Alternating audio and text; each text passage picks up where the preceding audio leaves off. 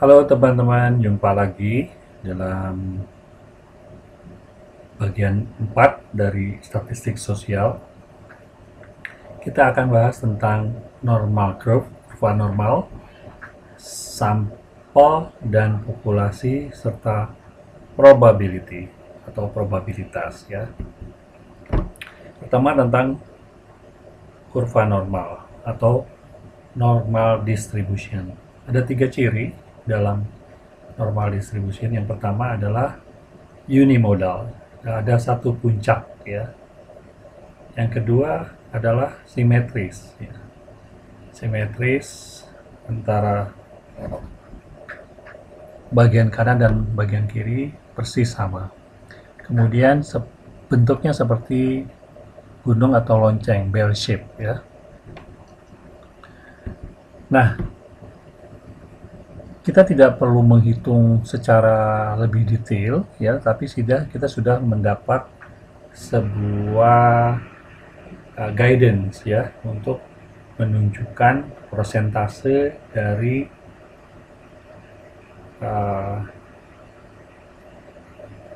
nilai rata-rata ke nilai z-score yang ada di kanan atau yang di kiri ya. Nah, kalau nilai tengahnya adalah, misalnya ini sebagai contoh pengukuran IQ ya, pengukuran IQ. IQ rata-rata berada pada nilai 100 ya. Nah, nilai 100 ini adalah nilai tengah, nilai rata-rata ya. Nah, persentase ke kanan maupun ke kiri itu masing-masing 50%, totalnya adalah 100% ya. Jadi pasti kan jumlah data semua adalah 100%. Nah, distribusi dari 50% sebelah kanan dan 50% sebelah kiri itu dari nilai rata-rata ke nilai z-score yang pertama. Nah, kebetulan di sini standar deviasinya udah diketahui 16 ya. Ke z-score yang pertama yang nilainya positif katakanlah 100 ke plus 1 116 ya. 0 ke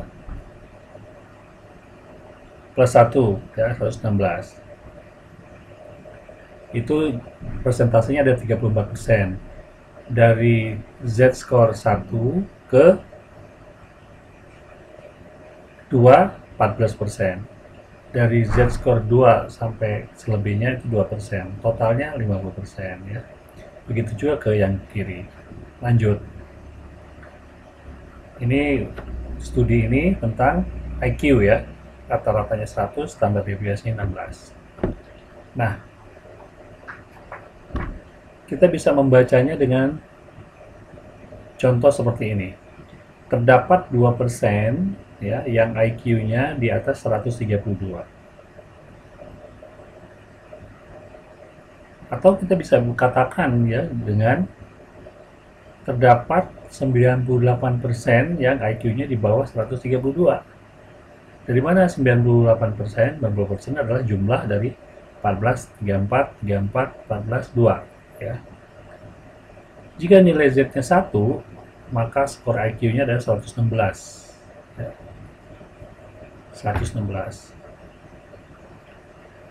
Ingat rumus mencari skor asli dengan Z-score dan sebaliknya. Jadi kalau skor z-score 1 ini sama dengan 116, berarti ada 16%. Dari mana 16%? 14 tambah 2 yang nilainya di atas 116 ya.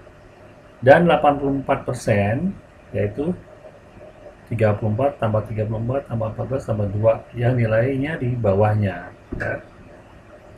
Demikian ya untuk membaca dari persentase dengan plus z-score. Jadi kita bisa dari sini kita bisa tahu nilai z-score dan nilai persentasenya ya. Sekarang pertanyaannya bagaimana kalau nggak tepat tadi, nggak tepat di 2%, nggak tepat di 50% ya. Nah, kita bisa menggunakan yang disebut dengan table normal curve ya. Kurva tabel kurva normal ya, atau tabel Z, kadang-kadang disebut dengan tabel Z. Yang perlu diketahui dalam tabel Z ini ada dua ya. Ini di atasnya ada gambar ya. Gambar satu adalah gambar dari rata-rata ke nilai Z-score. Gambar kedua dari nilai Z-score ke pojok, namanya tail ya, percentage in tail. Yang ini percentage mean to Z ya. Nah, tabel yang umum ada adalah percentage mean ke Z gitu. Yang umum ada tuh yang ini ya. Kalau kita punya yang percentage in tail lebih bagus lagi ya, dua-duanya punya. Tapi yang umum ada di internet itu percentage mean to Z ya. Maka kita harus tahu tuh, kita mau mencarinya yang tail apa yang Z, yang percentage mean to Z ya. Pertanyaan itu nanti ya. Kalau kita misalnya gini, kalau kita nyarinya yang 46,41%, sementara kita punya tabelnya adalah tabel yang persen mean to Z ya, maka kita harus kurangi dulu dari 50% dikurangi 46,41, hasilnya 3,59% gitu. Baru ketemu nanti nilai Z-score-nya. Nilai Z-score-nya 0,09 gitu. Jadi prinsipnya itu aja. Kalau punya tabel dua-duanya bagus, tapi umumnya tabel yang pertama aja, percentage to mean ya. Percentage mean to Z, sorry. Misalnya seorang ingin berada dalam kelompok skor 5% IQ tertinggi di kelasnya ya. Berapa nilai skor minimal IQ yang harus diperoleh? Nah, jawabannya adalah pertama, tempatkan perkiraan posisi 5% dalam kurva. Kan di bawah 2% sedikit ya. Kemudian perkirakan letak Z-score-nya di bawah 2%, berarti kan di antara nilai 1 Z-score dengan nilai plus 2 Z-score. Kemudian lihatlah nilai Z-score pada tabel. Nilai Z-score pada tabel dengan persentase. Kalau 5% ini berarti kita kalau punya tabelnya yang tabel percentage mean to Z, berarti kita harus nyari di yang 45%. 45% itu 0,45. Kita cari, setelah ketemu nilai Z-score-nya ternyata 1,64 ya. Setelah ketemu nilai 1,64 kan perkiraan kita tadi di antara nilai 1 dan nilai 2 ya, plus 1 dan plus 2. Kalau udah positif sama dengan perkiraan tadi, maka ubahlah nilai Z-score tersebut dengan cara mengalihkan dengan standar deviasi dan menambahkan dengan nilai mean ya. Lihat pada tabel berikut ya. Jadi si 5% itu kan berada di bawah 2% sedikit ya, dan berada di antara Z-score 1 dan 2. Nah, ketemunya tadi 1,64 ya, tepat sekali ya, udah sesuai dengan perkiraan. 1,64 itu Z-score, berapa nilai realnya, nilai raw score-nya. 1,64 itu dikalikan dengan nilai standar deviasi ditambah dengan nilai rata-rata, hasilnya adalah 126,24. Jadi jika si mahasiswa tersebut ingin mendapatkan posisi 5% teratas, dia harus memiliki hasil tes IQ minimal 126,24 gitu. Nah, ini sebetulnya kita bisa balik logikanya. Ini juga berarti ya,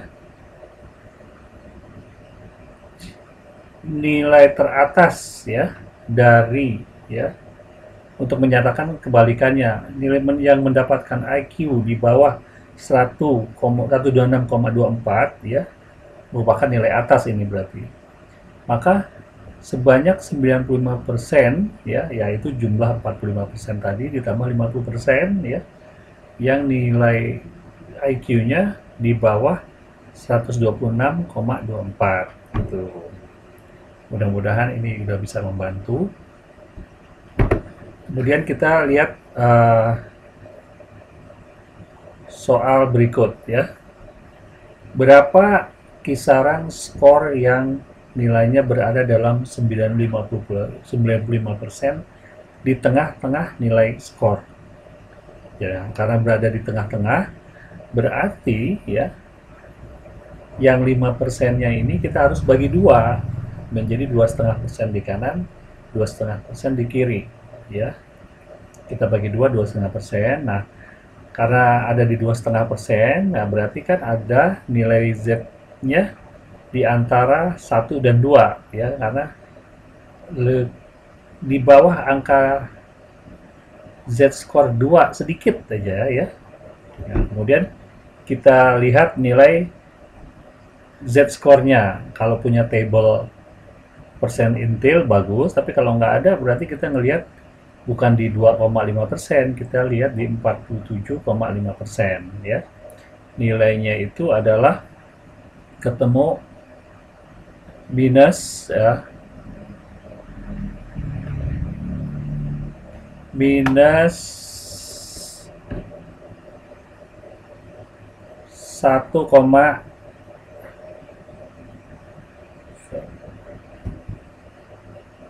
oh ini nggak disebut ini. 1,96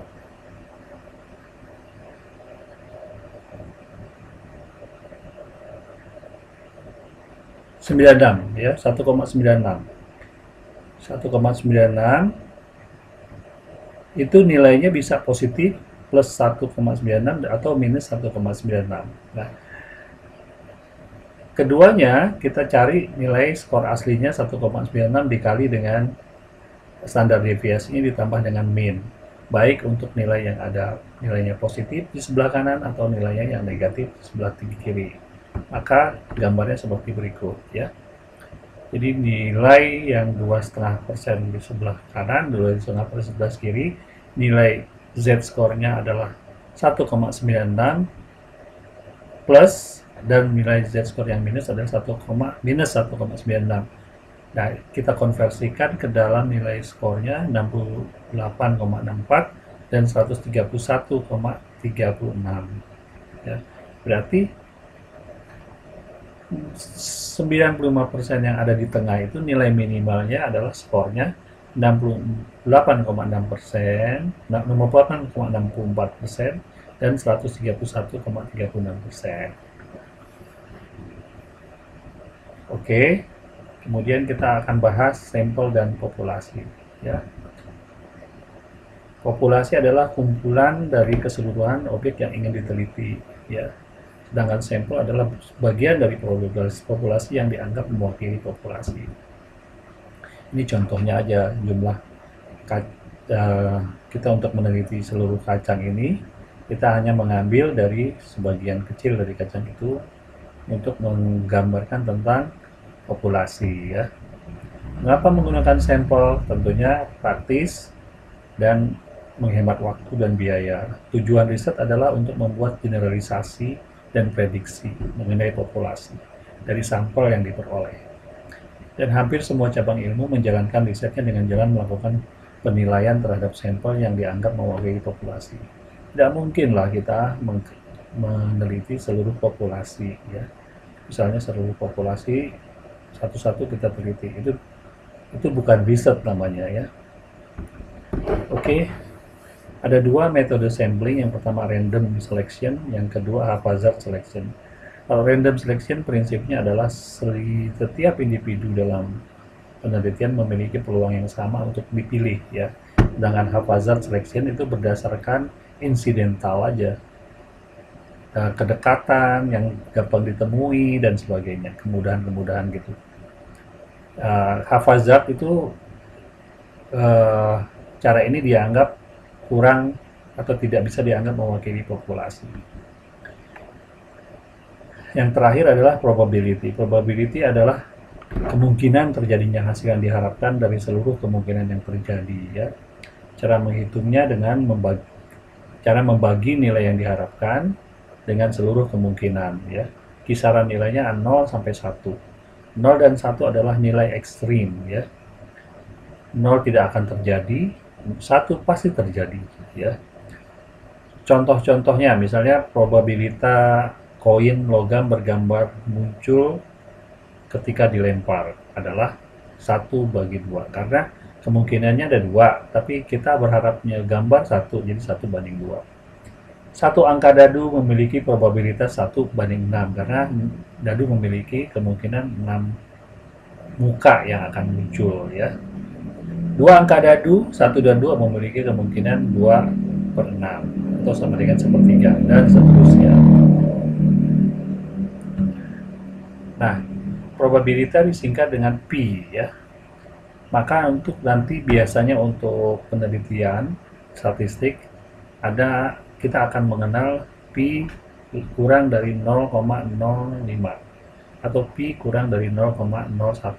Artinya itu probabilitas yang kurang dari 0,05 atau 5% atau kurang dari 0,01 atau 1%. Bisa ditulis dalam bentuk persen ataupun desimal, ya.